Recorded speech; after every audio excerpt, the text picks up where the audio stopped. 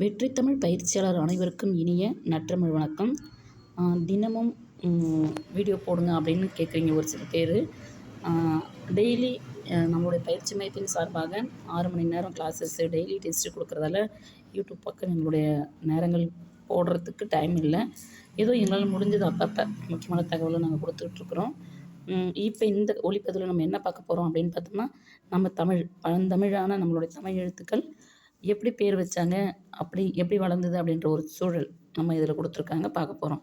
இப்போ பாருங்கள், பாண்டியன் முட்டத்து திருமாறன் காலத்தில், அதாவது நம்மளுடைய முடத்திருமாறன் அவர்களை தான் முட்டத்து திருமாறன் அப்படின்னு சொல்லியிருக்காங்க. பாண்டியன் முட்டத்து திருமாறன் காலத்தில் 3ஆம் தமிழ் கழகம் உருவாக்கியிருக்கு.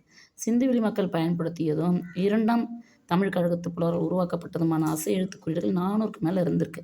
இவற்றை கற்றுக்கொள்வதற்கு ரொம்ப இடர்பாடாகவும் அதிக நேரம் தேவைப்பட்டிருக்கு, அதிக இடம் தேவைப்பட்டிருக்கு. இந்த மெல்லின எழுத்துக்களுக்கு பற்பல மாற்று வடிவங்களும் இப்படி பெருகி இருந்துச்சு. அப்போ கட்டாயம் நம்ம எழுத்து சீர்திருத்தம் செய்யணும் அப்படின்றத உணர்ந்தாங்க.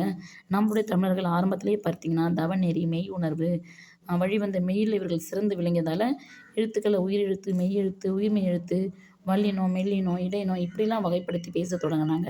செயலுக்கு மிகவும் தேவைப்பட்ட குறில், நெடில், குற்றில், உரம் ஆகியவற்றுக்கு முதன்மை கொடுத்து நினைத்தாங்க. சிந்துவெளி நாகரிக காலமாகிய 2ஆம் தமிழ்ச்சங்க காலத்தில் இல்லாதிருந்த ஆயுத எழுத்து 3ஆம் தமிழ்ச்சங்க காலத்தில் தான் மக்களிடையே பேச்சு வழக்கில் இடம்பெற்றிருக்கு.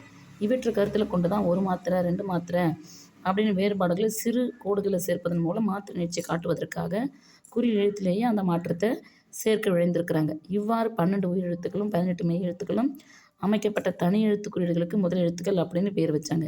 இந்த எழுத்து இந்தியாவில் அக்காலத்தில் இருந்த பாலி, பிராகிருதம் ஆகிய மொழிகளுக்கு புதிய எழுத்தாக இருந்திருக்கு. இதற்கும் பிற்காலத்தில் தான் பிராமி அப்படின்னு பேர் வச்சுருந்துருக்காங்க. இந்தியா முழுவதும் தமிழ் எழுத்தே பொது எழுத்தாக இருந்ததால தான் ஒரு மொழி வைத்து உலகாண்ட சேரன் அப்படின்னு இலக்கியங்கள் பேச தொடங்கிடுச்சு. நன்றி, வணக்கம்.